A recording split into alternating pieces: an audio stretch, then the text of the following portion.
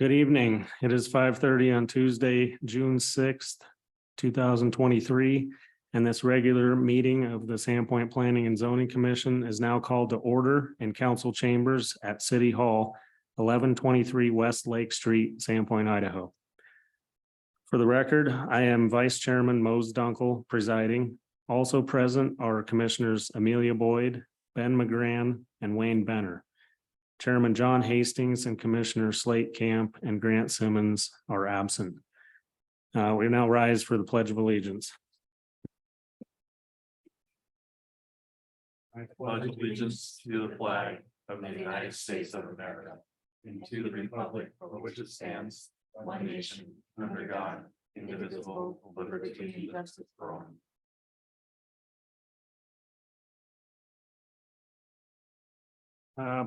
I'd like to make a quick announcement that there are listening devices available to those in attendance here in council chambers.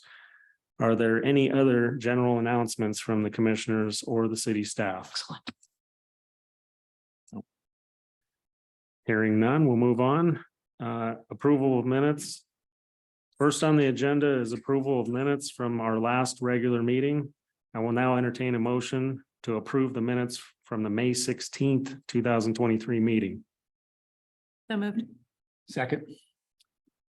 It's been moved and seconded. All in favor? Aye. Opposed? Motion carries.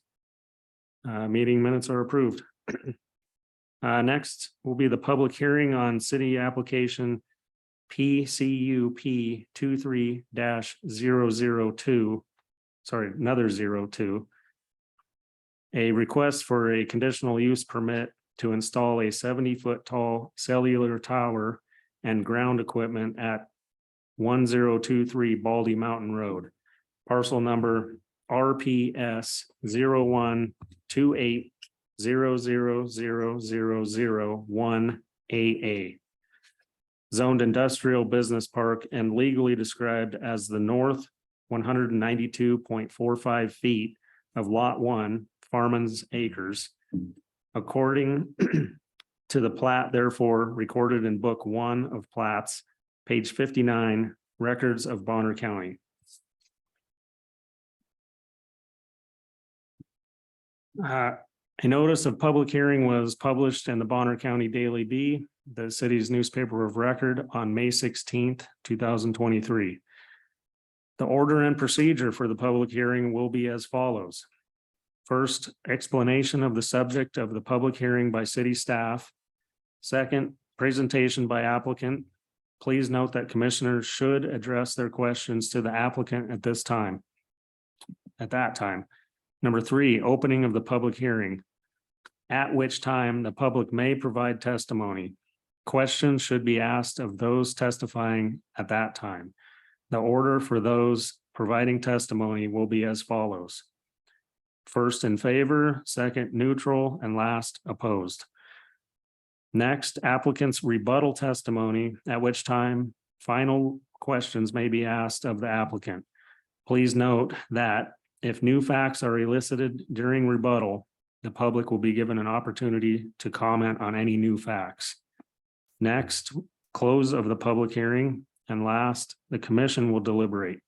No new information may be provided after the hearing has been closed, with questions directed only to city staff during deliberation. Before we proceed any further, I would like to ask for confirmation from commissioners, please, that you have had no ex parte contact and have no conflict of interest as pertains to this request. No. None. No. And no conflicts of interest. Moving on, I will now yield the floor to Associate Planner Sarah Gilmore for an introduction of the request and explanation of the application. Thank you, Mr. Vice Chairman and Commissioners.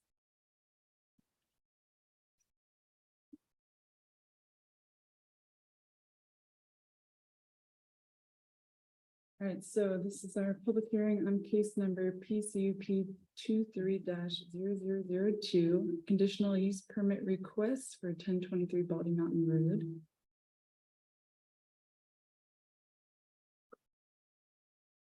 This request is for a conditional use permit in the industrial business park zone to allow 70-foot communication tower and ground equipment. The telecommunications tower requires a conditional use permit in the IVP zone per Title IX, Chapter 15, which is our telecommunication facilities chapter. Per Title IX, Chapter 15, a request to exceed the zoning district height limit may be requested through a conditional use permit application.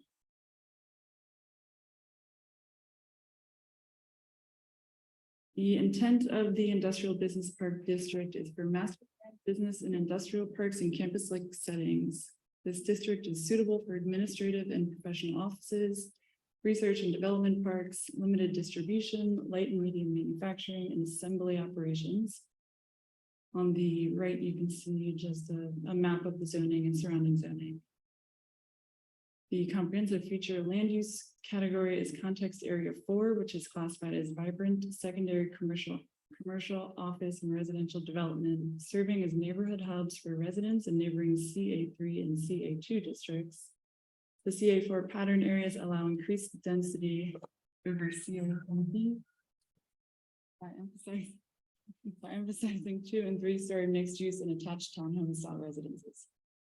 So on the right-hand side, you can also see the comprehensive future land use map.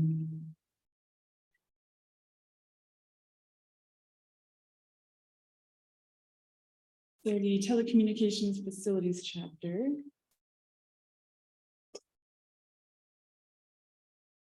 For the purpose of these provisions. The provisions of the telecommunications facilities chapter are intended to ensure telecommunication facilities are located, installed, maintained, and removed in a manner that 1, minimizes the number of antenna towers throughout the community. 2, encourages the co-location of telecommunication facilities. 3, encourages the use of existing buildings, light or utility poles, or other structures for antenna mounting, and discourages construction of new antenna towers. 4, ensures that telecommunication facilities are located and designed to minimize visual impact on the surroundings, and ensures the regulation of telecommunication facilities does not have the effect of prohibiting the provision of telecommunication services, does not unreasonably discriminate among functionally equivalent providers of such services, and allows the provision of adequate area coverage by such services. Within the telecom facilities chapter, there are exceptions. In the event that the standards of the section cannot be met, an applicant may apply for a conditional use permit and must provide documentation demonstrating evidence of all the following. Telecommunication services by any other provider are not adequate and cannot be made available unless a new facility is built or erected in a manner or location contrary to the standards of the section. That a location on buildings or other structures is not possible, and that co-location on existing support structures is not possible. So today, the telecommunication facility that we're looking at, the site plan is in front of you. The orange delineation in the photo is showing the property line, and then the facility is in the southwest corner. There are 2 access points on site. They're served by an existing gravel circular driveway through the site.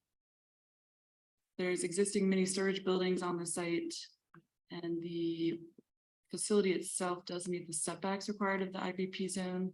It's about 154 feet setback from Baldy Mountain Road. It's 21 feet east from the east property line and 14 feet from the southern property line. Additional site review and building code compliance review will be performed at the time of building permit site plan review.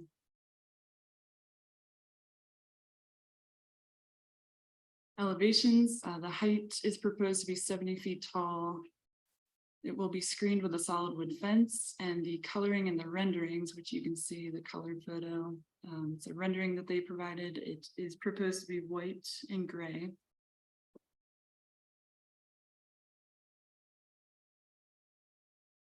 And to give an idea of existing monopole structures and other tower facilities in Sandpoint, I wanted to provide just some locations of other towers in town. So the map on the left shows at least 6 points where towers do exist, and then on the right, 8 of the structures and where they're located.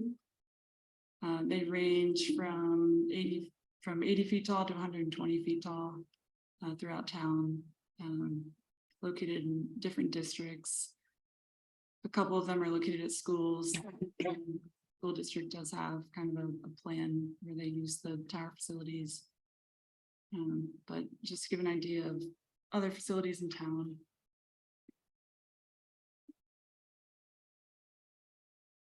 So approval of a conditional use permit requires affirmative findings by the commission tonight of the following 9 criteria. 1, that it will in fact constitute a conditional use as established on the official schedule of regulations for the zoning district involved. 2, it will be in harmonious with and in accordance with the general objectives or with any specific objective of the comprehensive plan and or applicable sections of the Sandpoint Code. 3, it will be designed, constructed, operated, and maintained to be harmonious and appropriate with the existing or intended character of the general vicinity, and that such use will not change the essential character of the same area. 4, it will not be hazardous or disturbing to existing neighboring uses. 5, it will be served adequately by essential public services and utilities such as highways, streets, police and fire protection, drainage systems, refuse disposal, water and sewer, and schools. Or that the persons or agencies responsible for the establishment of the proposed use shall be able to provide adequately any such service or utility. 6, it will not create excessive additional requirements at public costs for public services and utilities and will not be detrimental to the economic welfare of the community. 7, it will not involve uses, activities, processes, materials, equipment, and conditions of operation that will be detrimental to any person's property or the general welfare by reasons of traffic, noise, smoke, fumes, glare, or odors. 8, it will have vehicular approaches to the property which shall be designed so as to not create an interference with traffic on surrounding public roads. And 9, it will not result in the destruction, loss, or damage of natural, scenic, or historic features of major importance. And in addition to those standard conditional use permit criteria, the exception section of the telecommunication facilities code, it does allow the applicant to apply for a conditional use permit to exceed the height limit of the district. So the height limit in the industrial business park zone is 45 feet. They are requesting to go up to 70. For that to be granted, they do need to prove the following requirements. 1, that the telecommunication services in the area are not adequate and cannot be made available unless a new telecommunication facility is built in a manner of the telecommunication chapter. 2, that the location on buildings or other structures is not possible, and that the location on co-location on existing support structures is not possible.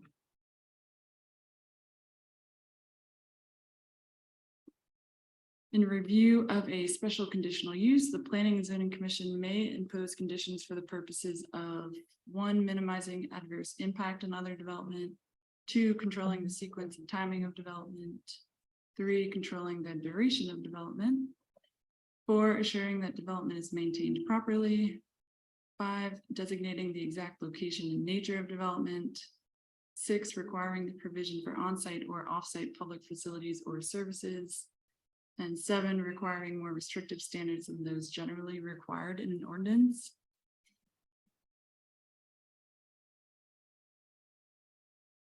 So as noted, there are certain aspects of the proposal that will be reviewed more closely at the building permit application time. To meet the 9 criteria of a conditional use permit, staff does recommend the following minimum conditions. 1, pursuant to Title 9-9-6-7 of Sandpoint City Code, once a CUP is approved, work shall commence within 1 year following the date of approval and shall be diligently pursued, or said approval and permit shall be rendered null, void, and of no right or recourse. 2, the conditional use permit does not run with the land and is specific to this applicant. 3, compliance with all federal, state, and local building codes, electrical codes, fire codes, and any other code related to public health and safety shall be required at time of building permit application review. 4, site lighting must meet the Sandpoint outdoor lighting code requirements. 5, signage must meet the requirements of 9.6, which is the sign code, as well as Title 9, Chapter 15-2-L, which is just additional telecommunication facility sign requirements. 6, the provider must notify the city of facility removal and follow the requirements of Title 9, 15-2-O. 7, the proposed fence shall be no less than 6 feet in height. And 8, the applicant must submit FAA Form 7460 and comply with any conditions that are given on that approval.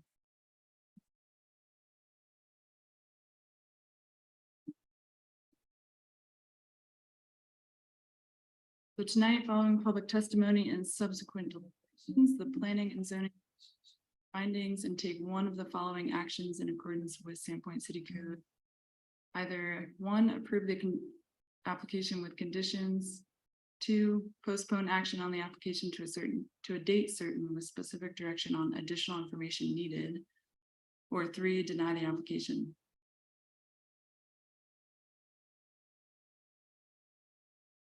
That is all I have for you. Thank you. Thank you. Do the commissioners have any questions for staff at this time?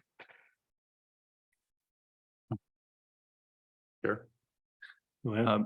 So on this FAA form, the 746, like, can you give me an example of like what is it asking for? I'm just wondering, like, are they gonna ask for additional lights or something that's gonna be on it that's blinking, that's potentially could be a distraction? Or... So the FAA 7460 form, it's a notice of construction. So an applicant would send notice of the proposal, and they essentially will give them an elevation at grade of where the project starts and then the overall height of the project. And the FAA will determine if that height can be approved, or they will conditionally approve it with things such as lights to help notice aircraft. Okay. So that correspondence from the FAA is typically required for projects within the airport vicinity. Okay. And I know that the references into the current comp plan, but we know that there is a comp plan that's being proposed. Can you speak to, from what I understand, it's showing to be heavy industrial, and also it's showing there's some park space identified on the future plan?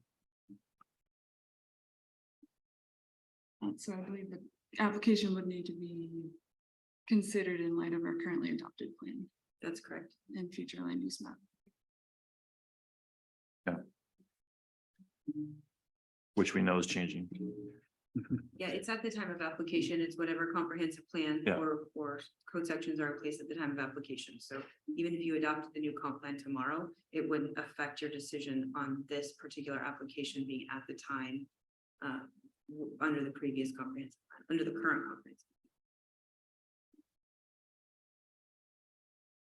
Can you pull up the map and show the site in reference to the pole yard? It's right to the north of the pole yard. No.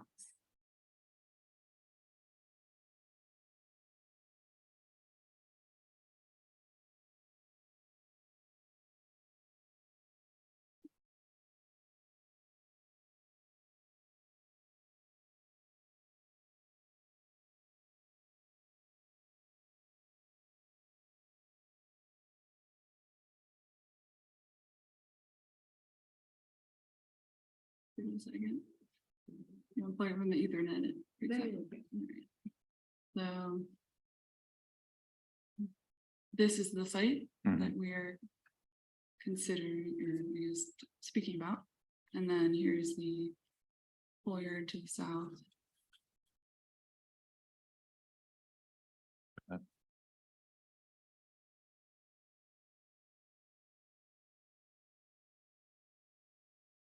Yep, thank you. Any more questions? Okay, I would now yield the floor to the applicant or their representative, if you would please approach the podium.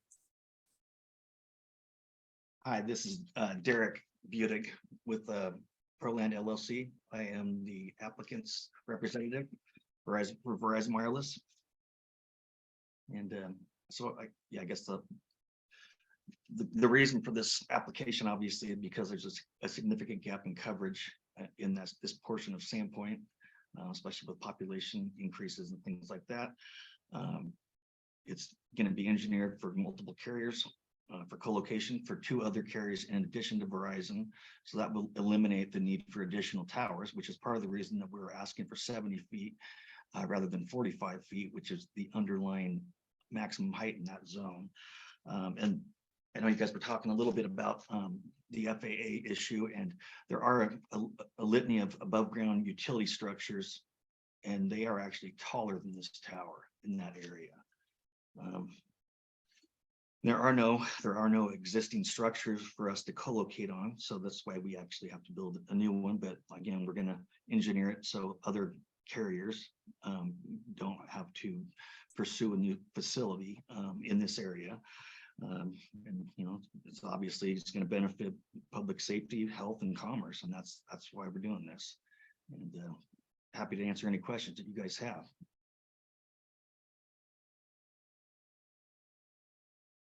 Is that the end of your presentation? Yeah, I mean, the application's pretty well defines our intent and our need for this facility. Okay, thank you. Thank you. Do commissioners have any additional questions for the applicant before we proceed to the public hearing? No. I have a question. So you mentioned here in your presentation that there's other structures in the area that are higher. You Yeah, have transmission any poles. Transmission poles. Yeah, they're actually a few feet taller than this tower. And Okay. there's also, I think, at the asphalt plant to the north, there's some kind of a structure that is fairly tall as well. I think it was in the 70-foot range also. And we're outside the conical zone, the overlay with the airport, so we don't anticipate any issues. And maybe going back to the question about lighting, technically 200 feet is the mark where a tower would need to be lit, unless there's certain special circumstances, but we don't anticipate lighting in this situation. And again, we have tried to appropriately site this in the industrial zone rather than a residential or commercial zone to minimize the impact. Okay, and then can you speak to the color that I noticed that the existing Verizon tower is dark green versus this one is grayish white. Can you speak to the choice of color? It seems a little more appropriate to have that color in an industrial area. Matches the existing overhead utility structures. Okay. Those are my questions. Any more questions? Okay, if there's no additional questions, I will now recite the public hearing rules and procedure. Please note that as provided in the notice of public hearing and as stated within the meeting packet posted on the city website, all written comments are to be delivered to the city clerk. Those comments that were received by way of that stated procedure were either included in the meeting packet or, if received in time prior to the meeting, were forwarded to the commissioners. This process must be followed to ensure comments are properly included in the permanent hearing record. I would like to ask for your attention at this time, please, as I recite the standards for public testimony during this evening's public hearing. 1, testimony shall directly address the subject at hand. 2, testimony shall not be personally derogatory toward any individual, organization, or business. 3, public comment opportunities are for comment only. Do not direct any questions to the commission or to staff. 4, in the interest of time, testimony shall not be repetitious. If your testimony fails to comply with these standards, it may be declared out of order, and you will be asked to cease. Those here in chambers who wish to speak will need to complete a sign-up form and hand it to the clerk. The forms are available on the table by the door. Those on Zoom will have the opportunity to speak. Please do not raise your hand at this time. Those in attendance are not to disrupt this meeting or the business at hand that is being taken up by the commission.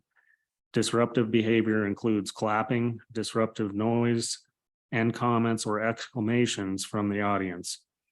For those participating on Zoom, when your name is called, you will see a prompt on your screen asking whether you would like to unmute.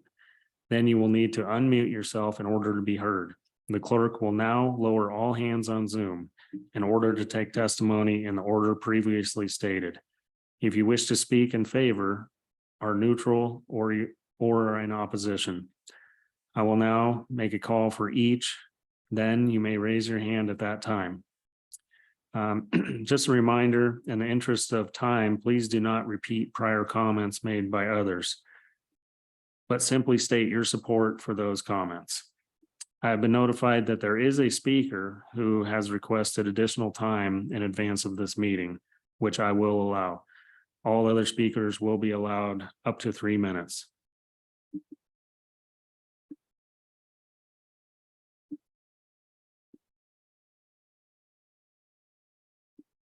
The public hearing is now open.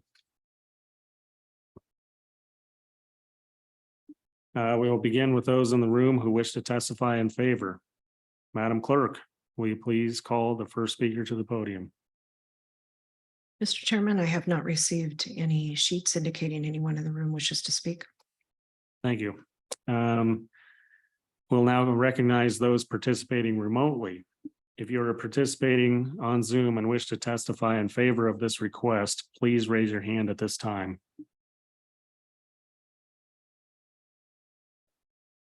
Mr. Chairman, we do have someone participating remotely. We'll give them just a moment. And there is no hand raised, Mr. Chairman. Okay, is there anyone else on Zoom or here in the room who wishes to speak in favor? We'll now move on to those who are neutral to this proposal. We will now recognize those in the room who wish to testify as neutral. Madam Clerk, is there anyone here in chambers who wishes to testify as neutral? Mr. Chairman, not that I'm aware of. Are those participating on Zoom who wish to testify as neutral? Please raise your hand now.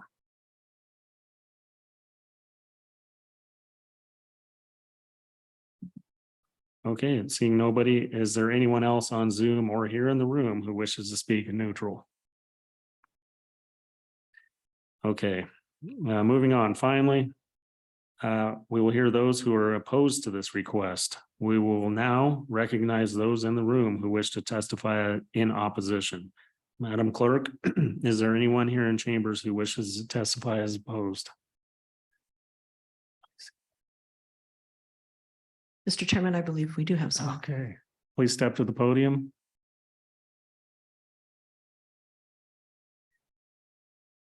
And can I share my screen, Melissa? Please. Let's see.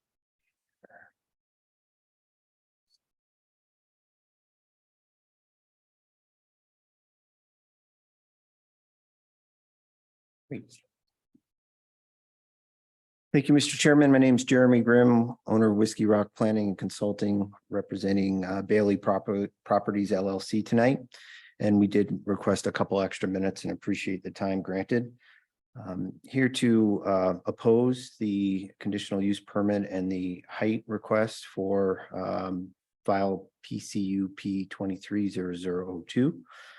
The picture there is Mr. Bailey's property with improvements directly west of the subject parcel. If you're not familiar, despite great engineering, cell towers do from time to time collapse. This was one that collapsed in 2022. This is one that collapsed in 2023. And this was one that collapsed in 2014. Additionally, although there is a public benefit for commercial communication towers, you do have the ability to deny this request tonight. And this is just an example of a successful denial. So the telecommunication standards, chapter 15 of Sandpoint Code, put some pretty specific limits on some of the heights, and specifically in the ITP, IBP, and IG zone, the permitted height not to exceed the zoning district height of 45 feet.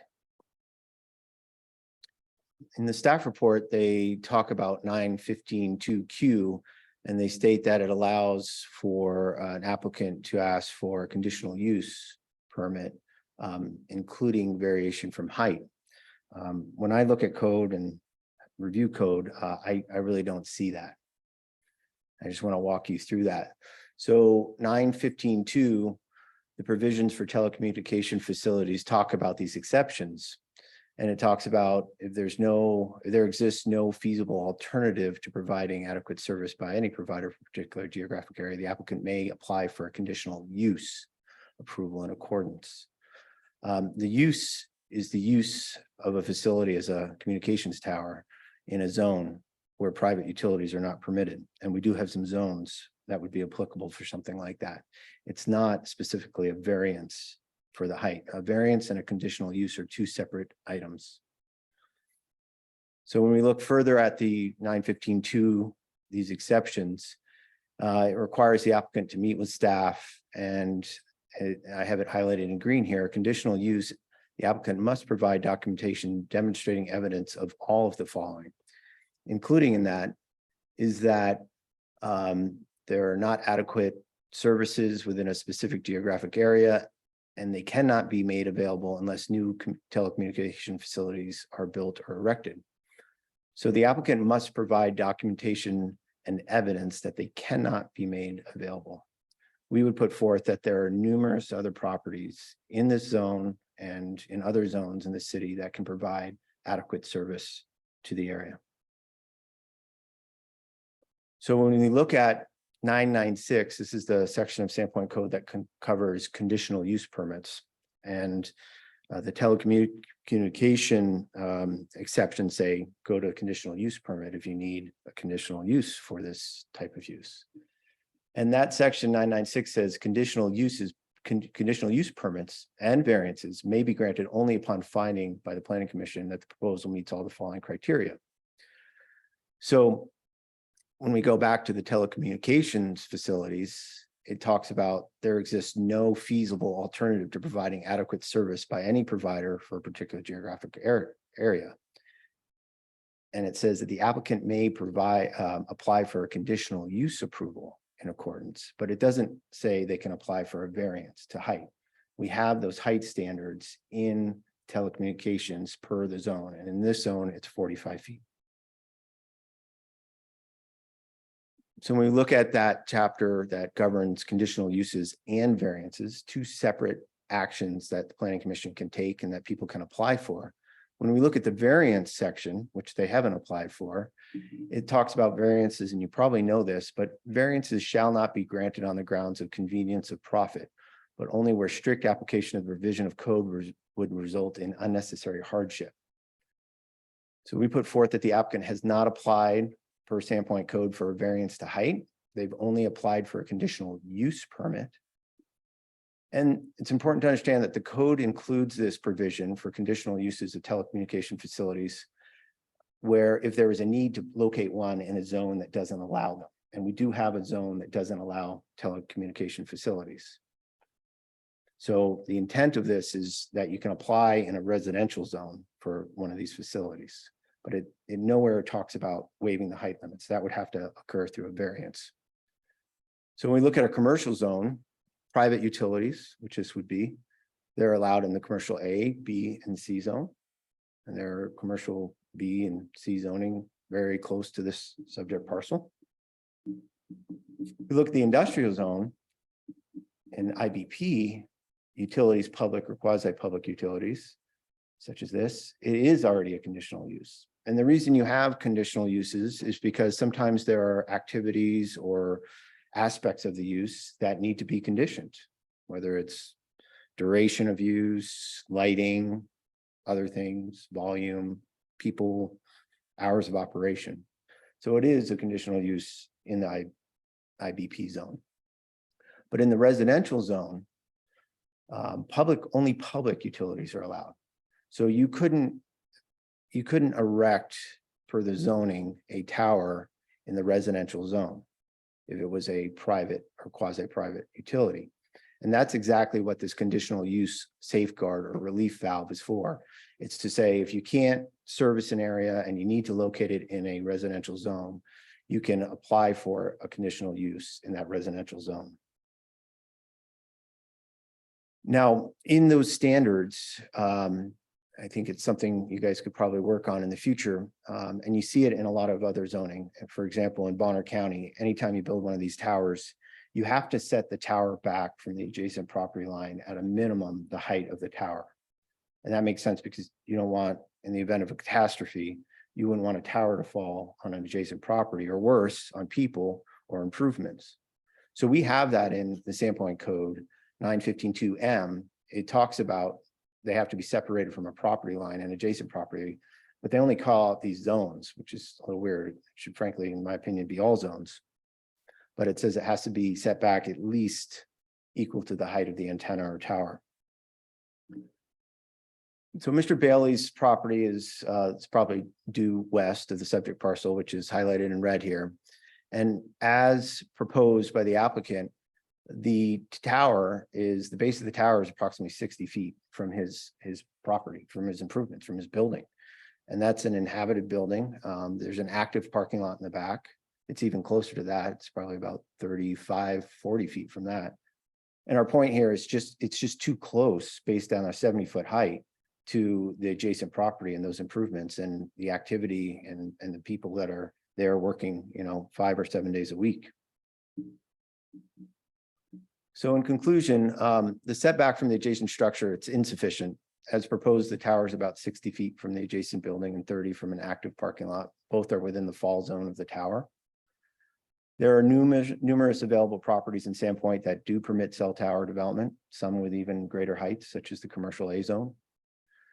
Sandpoint Code 915Q provides for an applicant to apply for a conditional use permit, not a variance to the height. The CUP relief valve, as I mentioned, was to allow towers in residential areas if needed. Approval of a variance, which has not been applied for, would need to show a unique hardship, not based on profit or convenience. And finally, the proposed tower is too tall and puts adjacent property and improvements at risk within the fall zone. So we respectfully ask that if you do approve this, that you limit it to the maximum height of the zone, or ask the applicant to revise their plans and ensure that the fall zone stays within their own property. I'd entertain any questions and really appreciate your thoughts and consideration.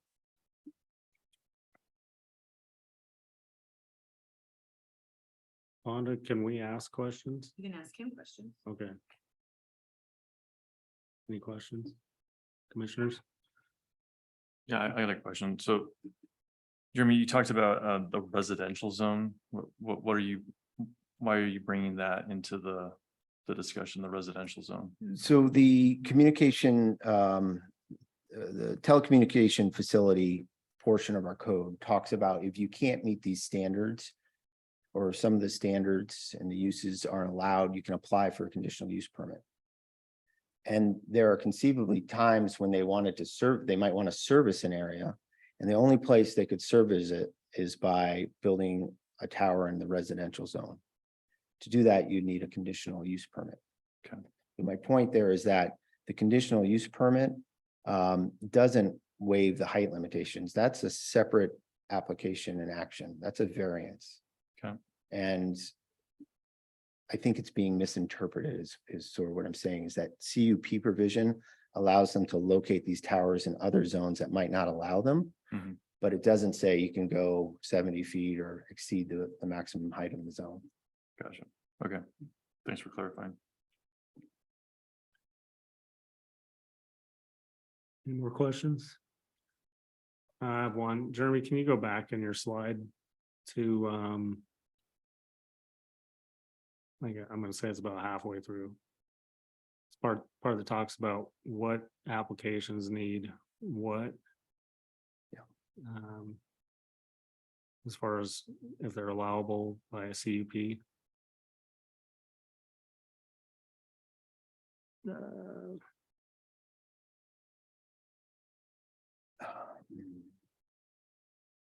Oh, go back.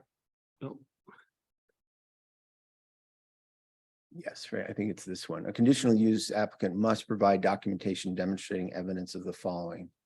And this is one of many, but the one that jumped out to me, that it cannot be made available unless a new telecommunication services by any provider are not adequate within a specific geographic area, and cannot be made available unless a new communication facility is built or erected. So it says they must provide documentation demonstrating evidence cannot be made available. They've certainly showed that service would be enhanced by building a 70-foot tower. They've suggested that people could co-locate, but there's no guarantee that could happen. And our point on this one is that, you know, they haven't demonstrated that there aren't other sites. This is probably one of the most affordable sites based on what I'm seeing. They're trying to kind of scooch it in next to a building. But there are certainly other sites in Sandpoint that allow by right telecommunication facilities. I think it's the slide after this, or maybe it's before. It's part of the city code. You looking for the chart? Yeah. Oh. The height chart Mm, one, No, No, the use chart. yeah, use chart. Be my guess. This is the commercial zones. Zoning, not that. Another one. That one. Yeah. industrial zoning. So in the bottom part, it says antenna or communication facility.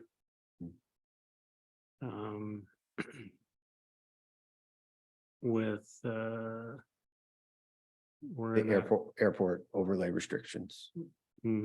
So Yeah, it could be permitted. It depends on staff's interpretation of whether it's a utility or communication facility, but it could be an outright permitted use in this zone. But again, a variance is the application to apply for exceeding the height. And the applicant hasn't applied for a variance. thank you.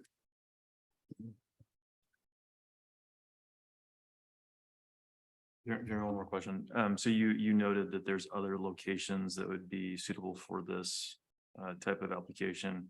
Do you have a map that would highlight or show those locations that would be permitted?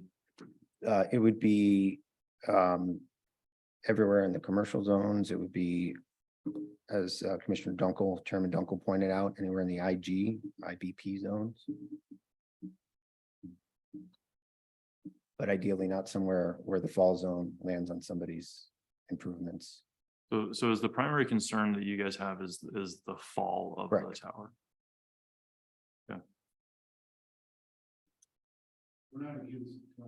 Not against the tower. It's a vital community service. I'm a Verizon customer. They have great customer service. It's the height. The 70-foot.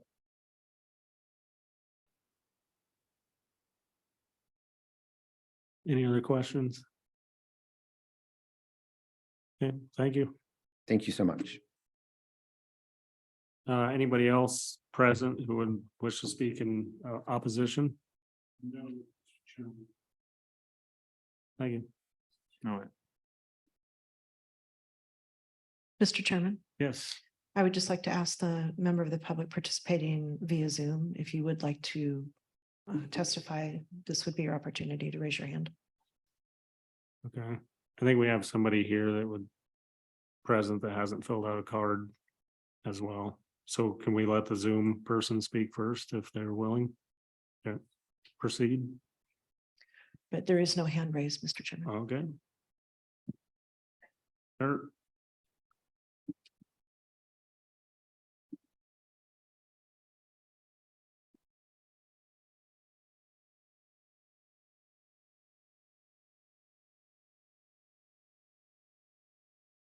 Now you may approach the podium.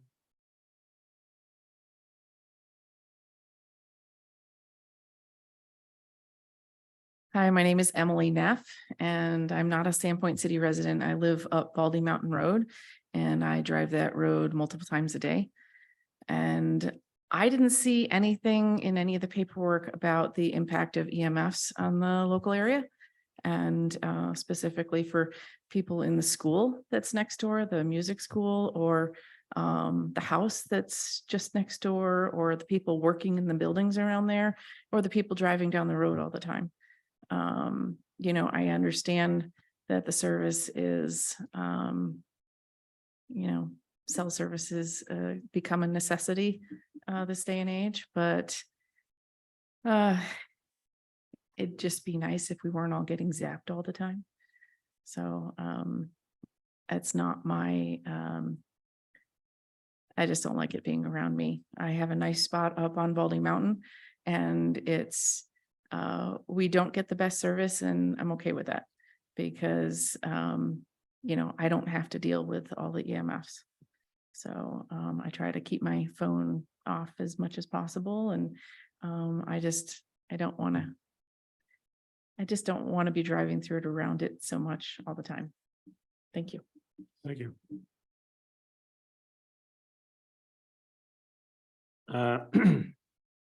Anybody else present who would like to speak in opposition? Nobody, anybody on Zoom who would wish to testify in opposition, please raise your hand now.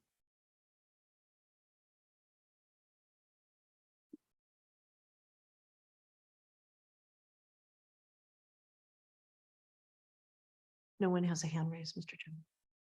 Chairman. Okay.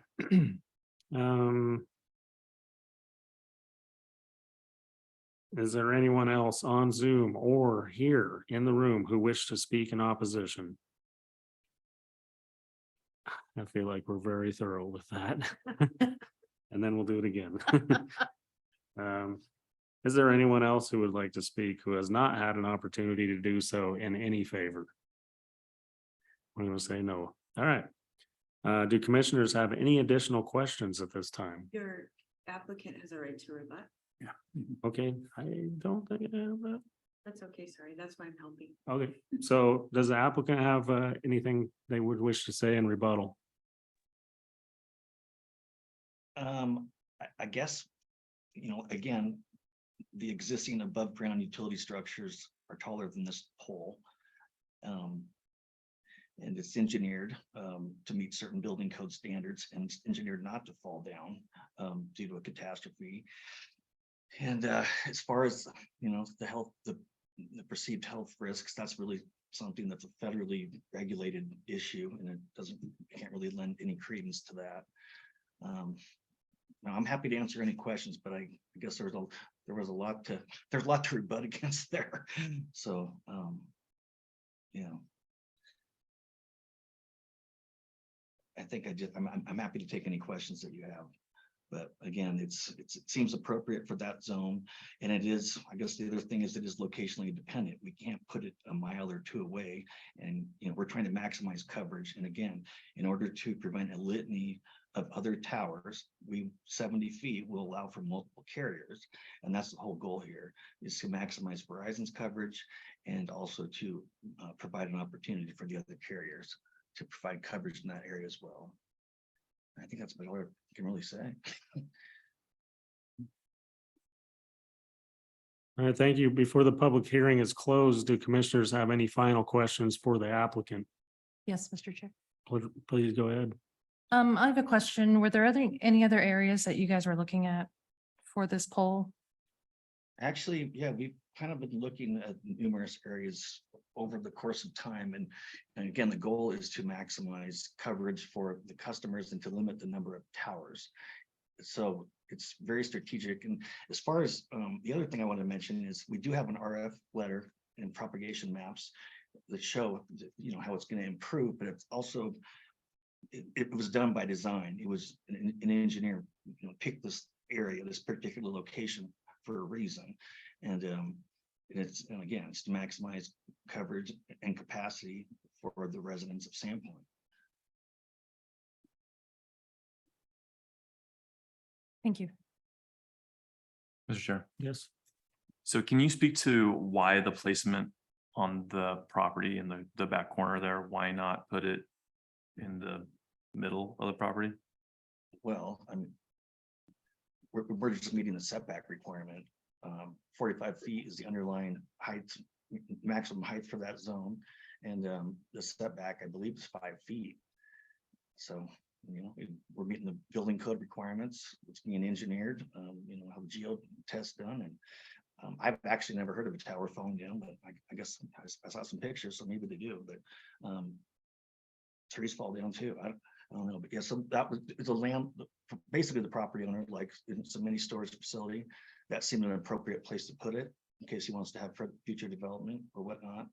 And we're meeting the underlying setback requirement for that zone. And as far as the whole variance situation goes, when we applied for the conditional use permit, we were told we did not need a variance to exceed the 45-foot height for that zone. So I guess maybe planning can speak to that, because you know, we just followed the criteria set forth by the planning department. Okay, and then next question, part of the package wasn't any structural drawings, but I assume that there are some sort of structural foundation drawings that speak to the depth and size of the footings for the tower. Yeah, we will have it engineered once we get land use approval. We'll have a geotech done, and then we'll have it engineered to meet the, you know, ice loading and wind loading requirements for this zone in order to meet the IBC requirements in this particular area. It's different everywhere. Okay. And then by chance, do you know how long the current tower has been up that's off of Pine? I think I actually did that one. I think it was in 2010 or 12. And I believe it was under the old code requirement. And like she showed the map, there's a litany of existing towers throughout the, you know, in schools for internet and whatnot. And this isn't the only tower, but those are not structurally viable for our needs. Thank you. Commissioners, any more? I have a question on the construction time frame, if this is permitted. How long does it take? Well, depending on supply chain issues and whatnot, it could take, you know, anywhere from 1 to 3 months, but it's not, aren't going to be boots on the ground for that period of time. It's, you know, they'll start and then they might have to wait for, you know, materials and tower, and these things are a little bit backlogged, but the actual construction time normally would take about a month, but the way things are working now, it sometimes takes a little longer just because we're waiting for things. Okay, is there a reason why you're not here?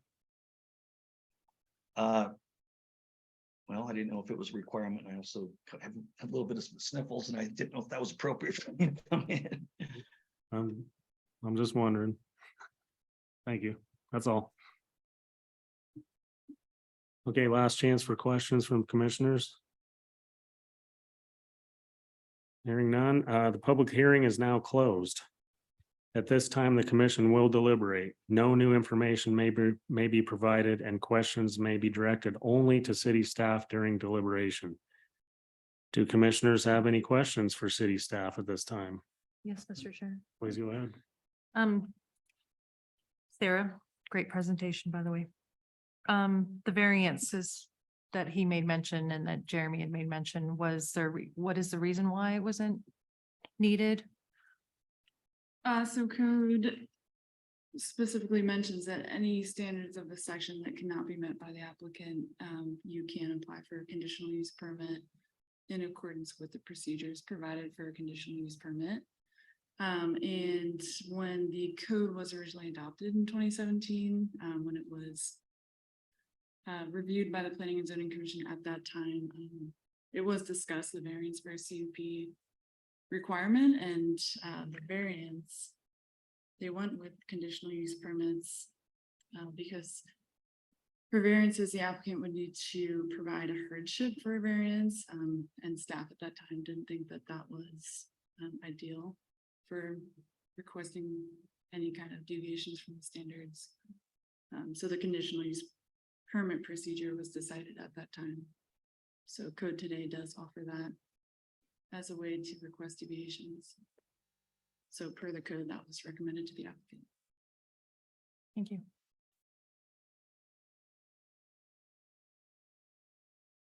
Any more questions for staff?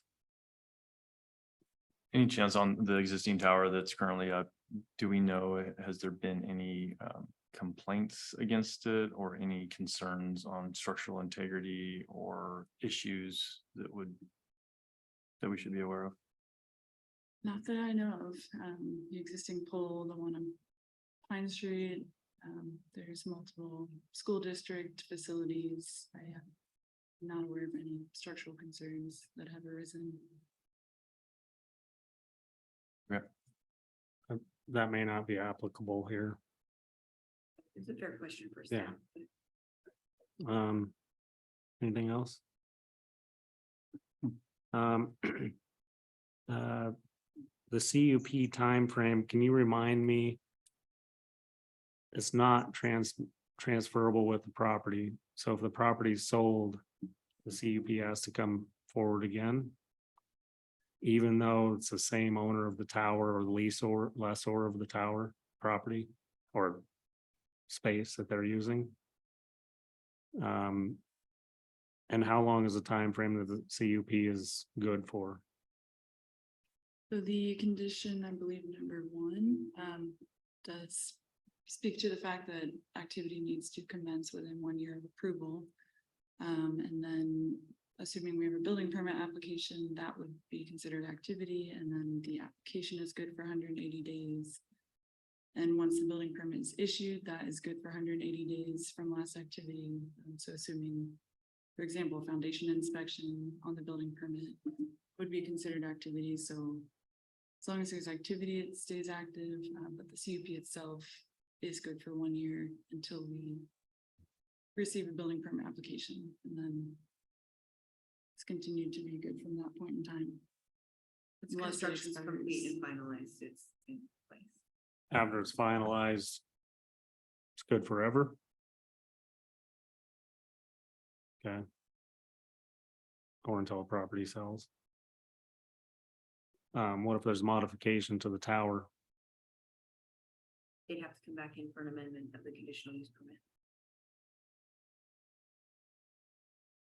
permit. Did the applicant provide some kind of like written evidence to prove that there is a hardship as far as the height? Like, is there like documentation of a 45-foot height is? I mean, I can reasonably assume that a taller tower reaches a further span. But is there actually written proof that says that 70 feet is better than 65 feet or Right. not as good as 100 feet?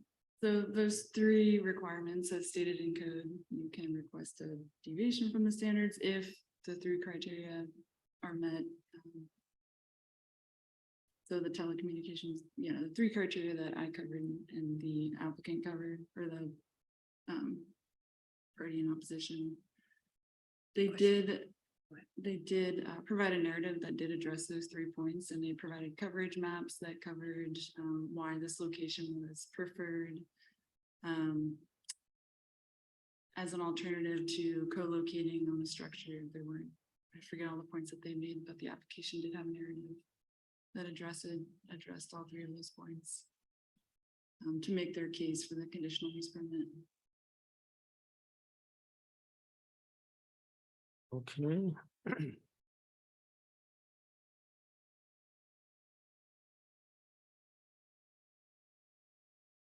Do these other sites that you had in your presentation, like with 100-foot or 120-foot poles, do those have a conditional use permit, or because they're on most of those are on school properties, are those somehow in a different situation?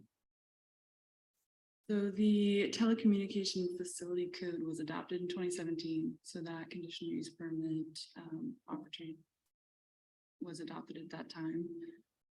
Existing structures that exceed the height limits, a majority of them were approved through the variance process. For example, the most recent one that is on Pine and Florence, close to the old Long Shop building. That was approved through a variance. That is 80 feet tall. There's 4 school district towers that exceed height limits that were approved through a variance. For the purpose of the record, in one of your previous questions, the narrative from the applicant with regards to the request for the height deviation states that Verizon is respectfully requesting a proposed height of 70 feet. As shown in the attached plot map, a height of 45 feet will provide significantly less coverage than a 70-foot monopole and will not be able to accommodate co-location. So I just wanted to clarify for the record that that narrative is in your packet as well as those maps and part of the record. Thank you.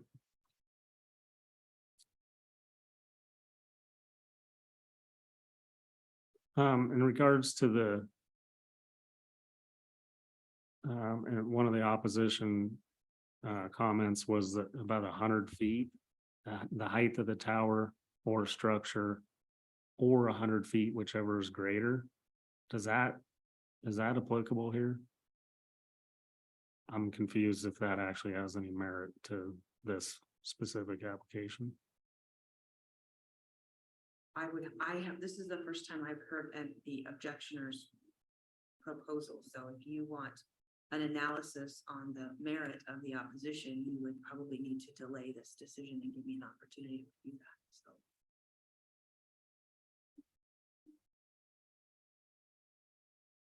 that. So. Okay. Can you clarify like what, so the 100 feet is representative of? I guess what I was asking was at one part of the narrative of the opposition was that it's some part of the city code says that the height of the structure or 100 feet, whichever is greater. I guess I'm asking, is that actually in our code? And is it applicable to this specific? So I found the code section quickly in the residential zone setback section. So this is M1. It says antenna, so residential zone. Antenna tower shall be separated from the property line of any adjacent property owner, zone RS, RM, RR1, RR2, or MUR, at least a distance equal to the height of the antenna tower or 100 feet, whichever is greater. This is not any of those zones. All right, thank you.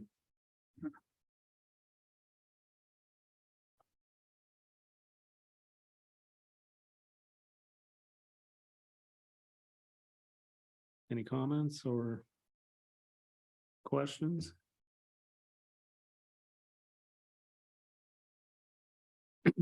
If there are none, I'd be ready to hear a motion.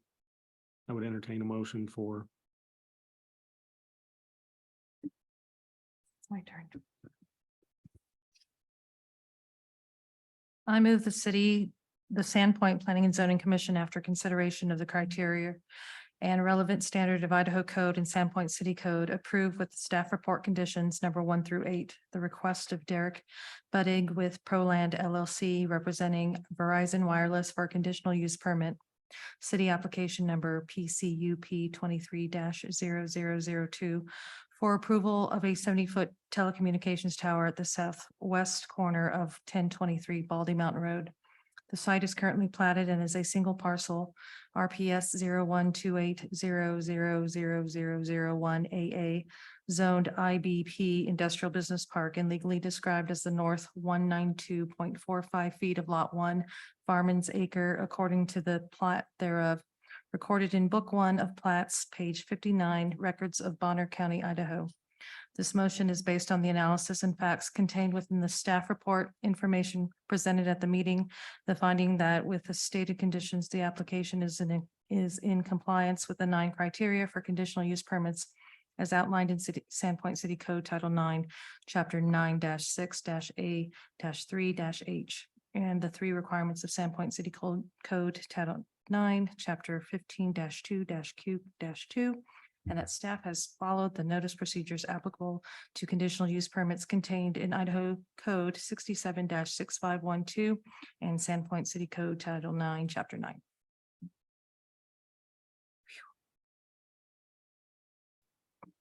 Second. It's been moved and seconded. This will be a roll call vote. Commissioner Deckel? No. Commissioner Boyd, Yes. Commissioner Benner, Yes. Commissioner McGrann. Yes. Motion passes. Conclusion of that hearing. Moving on. Old business, we'll now move on to old business. Last Wednesday, May 31st, the commission participated in a joint work session with Sandpoint City Council to review the draft update to the Sandpoint Comprehensive Plan. As a follow-up to that meeting, are there any additional changes the commission wishes to discuss before we schedule a public hearing on the draft plan? No additional changes, but are we going to see like a marked up version of what changed based off of those conversations? So, may I share my screen? There actually were 2 additional comments that we did receive from counselors after that joint meeting, so I just wanted to pull those up for a quick discussion, and then after that point, to your question, either we can see a drafted version with those updated comments incorporated at our next regular meeting, or at this point, we can schedule a public hearing with the understanding that those changes will be incorporated and then just brought forward in a drafted version. So it's kind of up to the commission if you'd like to see the draft version again with those comments incorporated, or if you'd like us to incorporate them with the consultant, and we can schedule a public hearing. Can we do those in parallel? See the changes and schedule the public hearing? Or does the document have to go out with the public hearing notice? You have a The notice. document has to go out with the public hearing notice, and it's very difficult to make any changes at a public hearing setting if you think that. Okay, I'm not necessarily wanting to make changes. I just wanted to see what changes have been made, if they can be somehow highlighted or, marked up. Is there, I'm sorry.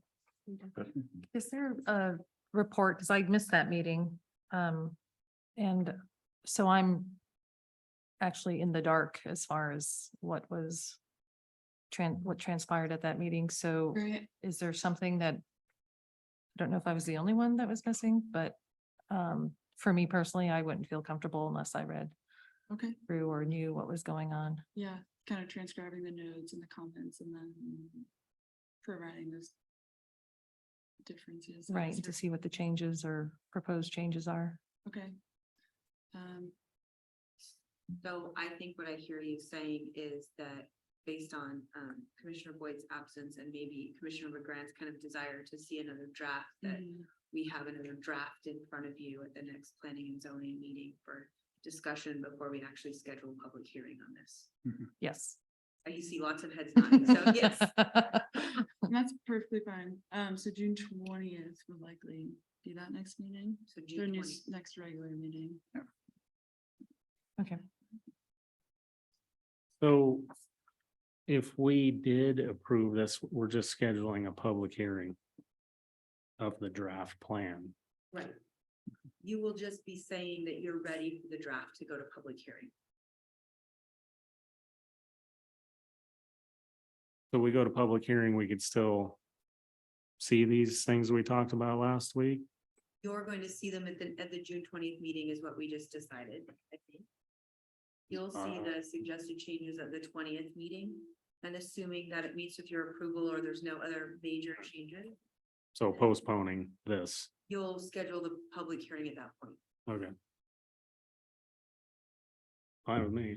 I mean, I got all the time in the world. But I would reiterate that, or along with that, that if there was like here's what we had, here's what's new. The Yeah. change that, and that might be good for the public too, because well, we're the public too, I guess. It's good for the public because yeah. now you've put these multiple Mhm. out, and they can see the progress by looking at your meeting agendas. Yeah, no, and there's been a lot even for us to swallow. Well, just then, when would the public hearing be if we scheduled it on the 20th of June? Would that be a month out from that meeting, basically? So the public hearing would require public notice and we would provide a 21-day public notice. So depending on where that falls into the next regular meeting, that would kind of Probably later part of July. Okay, yeah. right. Is this, So- would this be during a regular meeting schedule? So second Tuesday of July? We already have a July July 4th 11th. change. Well, we have to look at what else is on the schedule. Yeah. also. Mhm. Okay, well, that's a lot of time to take a look at it too. Would it be better to have it as a separate meeting or at one of our regular meetings? Will be one of your regular meetings. Okay. It may require, once we get to the city council phase, which won't affect you guys, it might require a special meeting, but I think for planning and zoning, it's okay to keep it at just one of your regular. Okay. meetings. So then, yeah, that second meeting in July would be the next possible meeting, assuming we have nothing else on the agenda. We have no action on this. There are just two comments, if you don't mind, or three, I guess. Yeah. Comments that came in between the special meeting last Wednesday and tonight, that I'd like you guys to give some direction on. So the first additional requested change, one counselor commented that adding a discussion of improving access to the waterfront via public right-of-way dead ends would be beneficial. There wasn't much more context given in terms of where in the plan that would go, but whether that's a goal or objective, maybe in the recreation section, but Can we get an example of what this is? so reading this, it made me think of like Third Street Pier, at the end of Third, you have public access to the waterfront. There's some other public right of ways which kind of end near the waterfront, but they're not improved down to the waterfront. I think maybe Fourth Avenue is another. I guess just looking for opportunities where public right of way can extend down to the waterfront or provide some public access similar to Third Street Pier.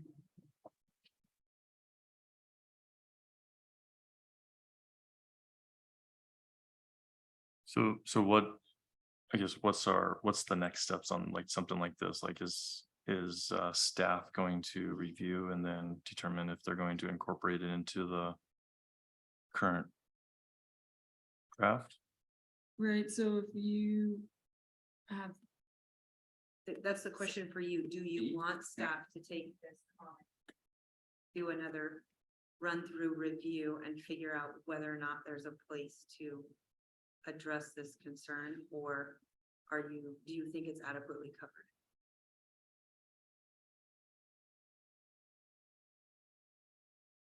Is it covered? Yeah, I guess without diving deeper into it, and doing some homework, Like- to review the current plan, it's hard to make a recommendation on this, if it needs to be added or not, based off of what we currently have. So, specifically covered, but you know, certainly recreational opportunities are. so like you said, where is this even applicable? So to add this discussion, is there merit? Because there's just one location that I can think of. If there's multiple locations. Yeah, I guess it sounds like a good idea, but if we're just talking about one location where the one that I'm thinking about it's pretty tough. I mean, unless I think I've heard that the neighboring property owner at some point, there's maybe an option to buy the property. So that does address it. And I think the city is always looking for opportunities like that. So, I mean, it's kind of the city policy, I believe. So adding a discussion of improving it, it's like maybe a little redundant.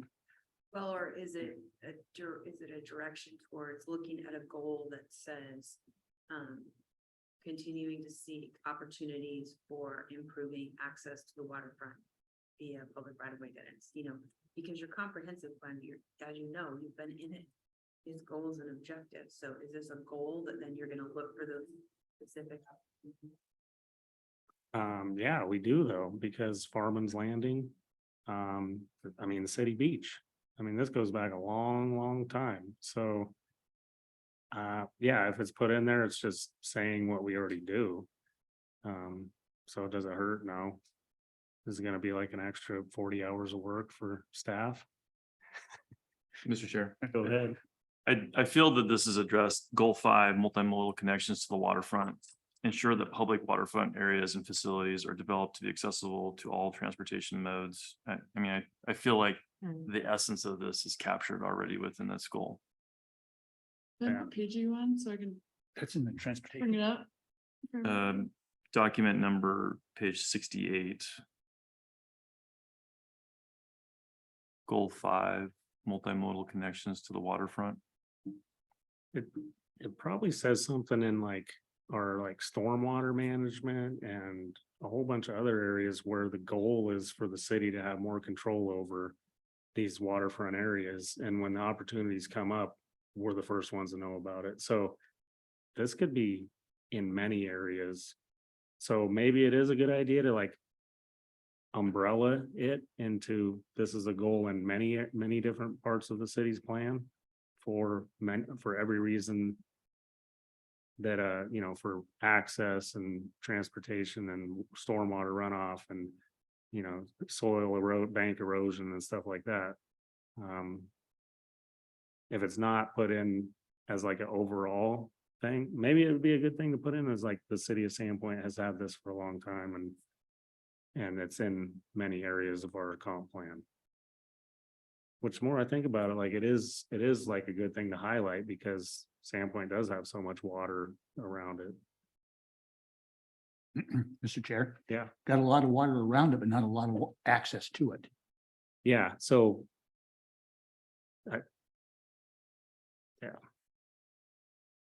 It mentions also in livable community, it talks about cross-community connectivity, safe access to transit, passenger rail, the airport, waterfronts. Community destinations, downtown neighborhoods and businesses should be strengthened. As part of the livable community pillar. Maybe the better approach at this point would to be go through the current draft and have staff highlight where this is already addressed. Mhm. And then you guys can decide whether you want it more robust than what's already in there. I like it. Like at the beginning of the plan, there's like a statement. If it could be one sentence included in that would sum it up. Which doesn't really change any of our policy, it just highlights what we're doing. Okay, so we can maybe highlight and then if it's adequately covered. Then Yeah. it's adequately covered. All right. Sounds like a plan.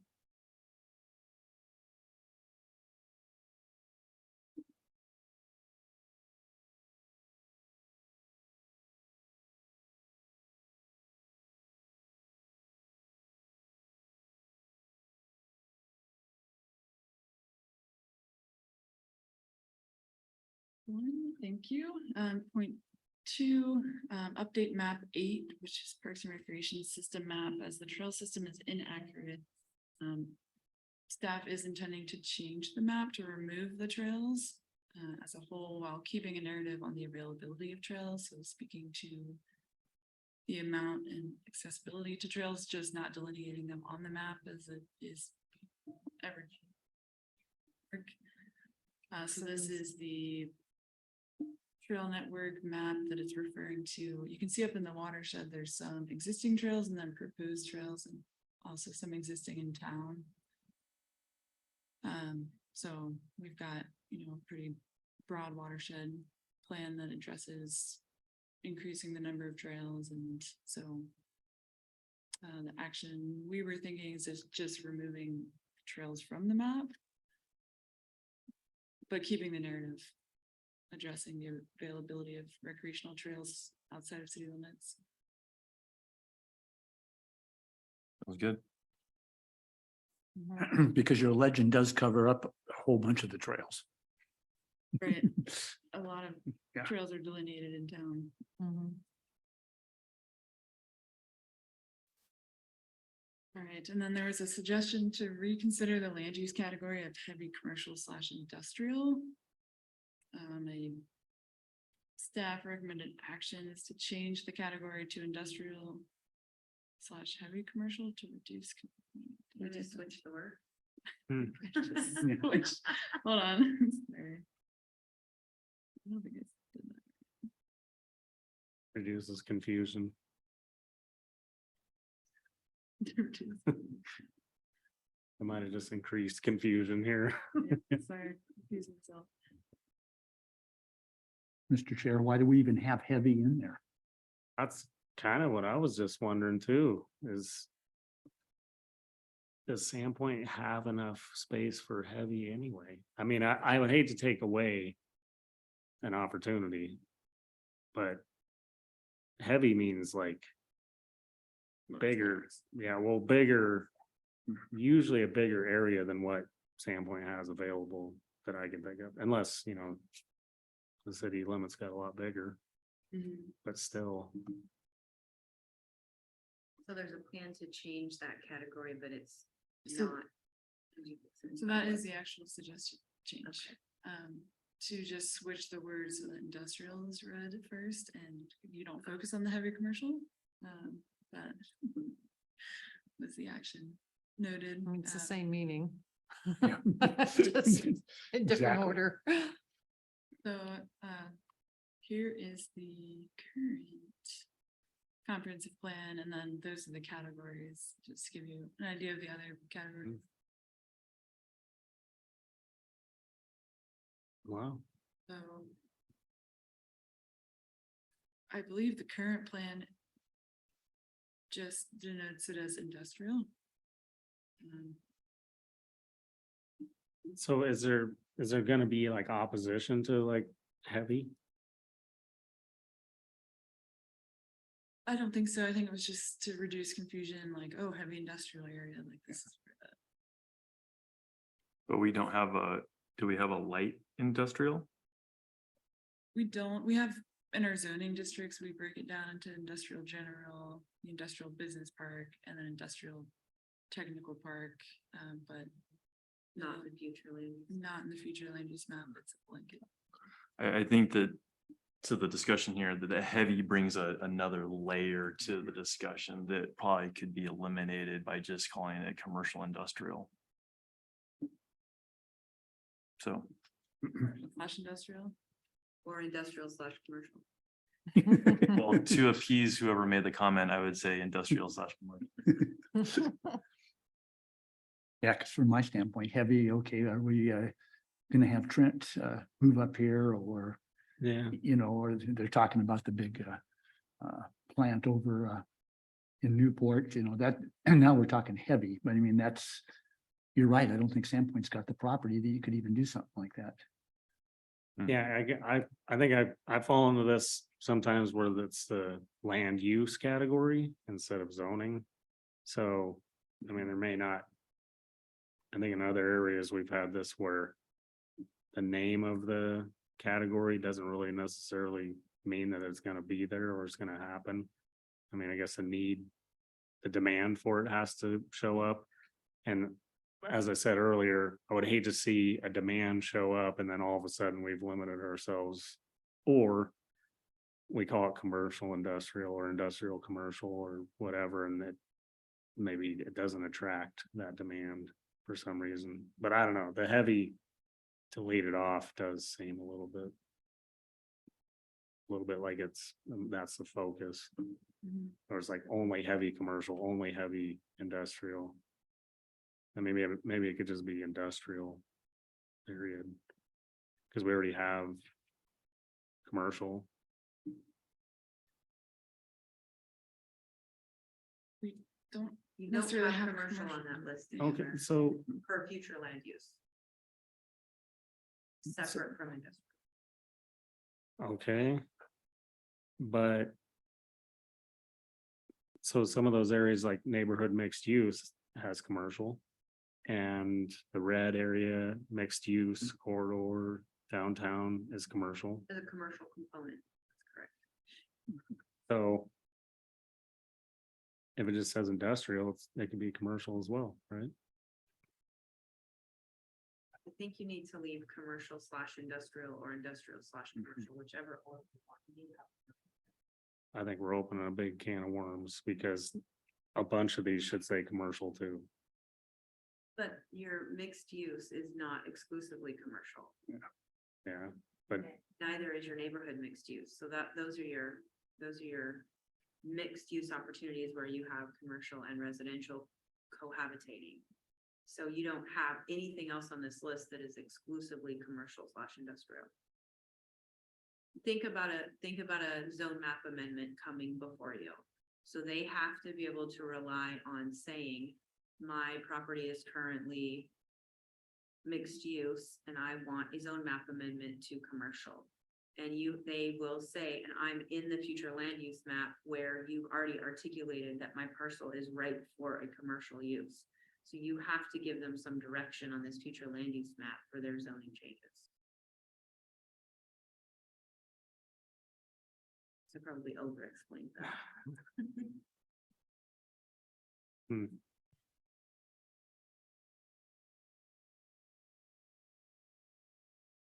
I could pull up the description of commercial industrial, if that's helpful. what do you see where I'm going with it? If we say commercial industrial, why don't we say commercial mixed use or commercial downtown? Because your mixed use and your mixed resident, because your mixed use is mixed with residential, that's its entire purpose. But is there not the ability to have residential component and industrial? No. Without a zone change. Really? So industrial zone does not allow for Don't on-site? mix Your zoning designations with your future land. Yeah. This is your future land use map. This says if we grow or we change in density, you can change your zone to X. So remember, your comprehensive plan is saying, as we grow under these data-driven projections, here's how we want the future of our zoning to look. Here's what we have today. Don't mix what you have today with what you're saying is an opportunity in the future based on your comprehensive plan. That's different. That's your visionary document. Okay, Does that make sense? yeah, that helps. Yeah.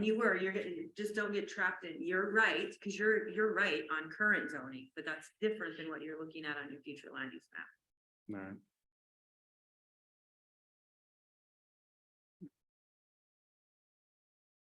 So do we need to decide on the heavy industrial, heavy commercial industrial or, So it sounds like industrial / commercial, maybe more.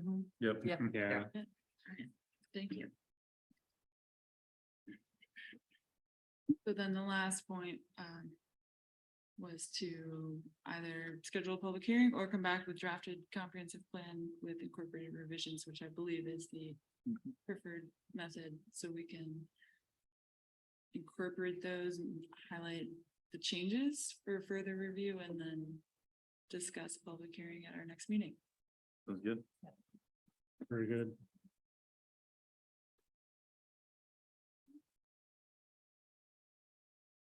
All right, now is that coming back on the 11th or the next one? It'll- 20th. 20th. 20th. Yeah. Okay, so no, we're done. Right? No? Okay, we're not done. You got a commissioner roundtable, is that the next step? Yeah. Commissioner, before we adjourn, commissioners, do you have any general comments or questions, concerns or issues you would like to address? No. I think No. we've done a couple of those. All right. Okay, with no further business. The meeting is now adjourned at 7 o'clock.